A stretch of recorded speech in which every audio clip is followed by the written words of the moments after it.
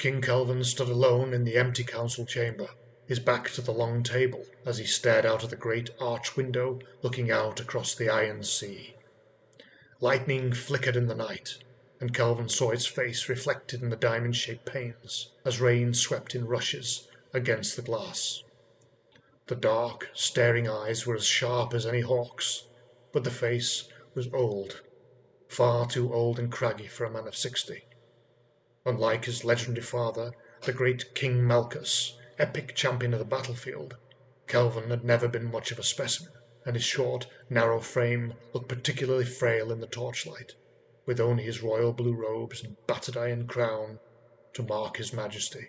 Compared to the kings of the past, Calvern IV was considered a mild monarch, with gentle values guided by common sense rather than by grandeur or wisdom.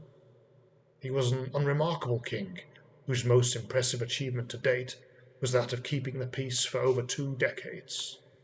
He may have been respected and even liked, if not worshipped, by his subjects, but historians would struggle to put down anything on the page that bespoke of distinctive character. But that was how Calvern desired it. There was actually only one deathly secret he held from the world, but it was indeed of such magnitude he was determined to keep it hidden until the day they carried his bones down to the Royal Crypt. There was one obvious quality Calvern did possess, and it was a point of personal pride: his decisiveness. Regardless of the situation, he could always be counted upon to make a quick, firm resolution.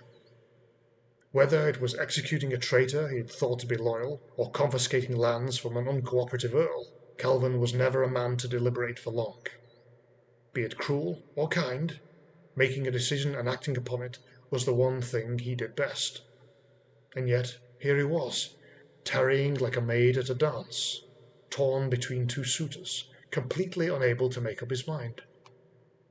Calvern took a sip from his wine goblet and turned his back to the window, staring thoughtfully along the council table, with its tall, high-backed chairs, standing silent and empty in his hour of doubt. Calvern was caught in what his first adviser, Rufus Mortimer, liked to call a ring of reason, or logic loop, whereupon the thinker thought himself into an endless circle from which there was no escape. On the face of it, Calvern's problem was painfully simple. He was a healthy man despite his years, but he wasn't going to live forever. Sooner or later the crown would have to pass to a younger head. Calvern had 2 daughters, but they were only half human, their mother, Helena, being of otherworldly origin. The people of Arromondy would never accept another celestial queen, and would certainly drive her to her death, as they had Queen Helena. So the kingdom needed an heir, a male heir of pure human blood. Without a future king on the throne, their enemies in the north would always be a threat. To the Wolflanders, a realm led by a woman was fair game, and ripe for the taking. They would rather die to the last man than see a rich and verdant land like Arromondy held from their grasp by a mere female. But even without the northern threat, there were just as many internal enemies south of the border who looked upon Calvern's daughters with equal malice, but for very different reasons. In truth, there was but one solution to the kingdom's problem. Calvern should remarry at once and beget a son. That was the reason he'd married Tilda in the first place. With his first wife gone and under pressure from all sides, the church, the barons, and the royal council, Calvern cut short his time of mourning and took Tilda for his bride. Possibly his greatest asset, his second wife had been a careful choice, and Calvern was more than happy with her. What she lacked in warmth, she made up for in many areas. Tilda was a rare jewel of a woman, old enough to know her own mind, and strong enough not to bow to his occasional irrationality. She was pleasing to the eye, but not so beautiful as to distract him, and above all, she was cold enough to avoid the greatest trap of all, falling in love. A king had far more important matters with which to fill his head, and could ill afford the distractions of a love-sick female, pouring and smothering him with affection. And yet Here he was, 7 years into a practical marriage that had failed in its singular purpose. All Tilda had to do was to give him a son, and the world would have been satisfied. Now that she was approaching 40, it was clear that no such miracle was ever going to occur. If Calvern was to be succeeded by a king, there was but one path left open to him: divorce with Tilda and marry a younger, baby-making creature. The logic of it was undeniable, and yet for reasons beyond even Calvern's ability to fathom, he was unable to let Tilda go. Calvern turned back to face the window. In the daytime it provided a spectacular view of Castle Norsinow, the sea walls, the high towers, and the vast expanse of the Iron Sea. But at this late hour all was rain and blackness, with only flaming torchlights flickering dimly in the storm. Lightning flashed out of the heavens, illuminating what looked like a huge skeletal face hanging somewhere in the darkness beyond the window. Calvern narrowed his eyes and approached the glass. What had he seen?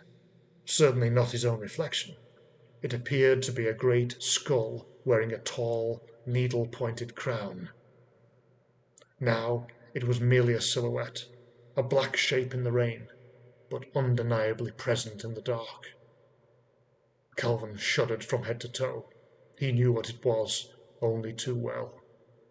He held his breath and waited for the next shock of lightning.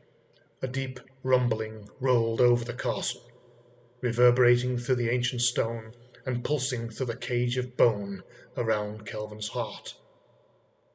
Bowing forwards, he winced at the burning sensation in his stomach. He doubled over, clutched at his robes, and fought to cry for help. The goblet slipped from his fingers and clanged to the floor. Calvern dropped to his knees as shattering glass exploded in his face. Rain and wind stormed into the chamber, billowing the curtains and killing the torch flames. Within an instant Calvern's breath was halted as something grasped him by the throat, a huge skeletal hand from out of the darkness that began to crush the life out of him.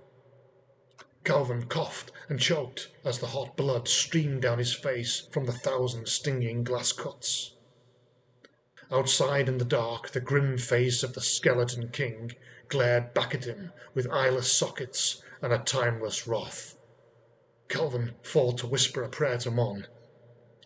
If the one God had but a little mercy for King Calvern IV of Arromondy, he would hear his final plea and dispatch him to some other place than the fiery inferno below. And then, just suddenly, all was silent and calm again. Aside from the hiss of the torches and the drizzling of rain on the glass, all was quiet. Calvern raised his head and glanced up at the window. It was perfectly intact. No hole in the panes, nor shards about his feet. His face was healed, and the pains in his stomach were gone.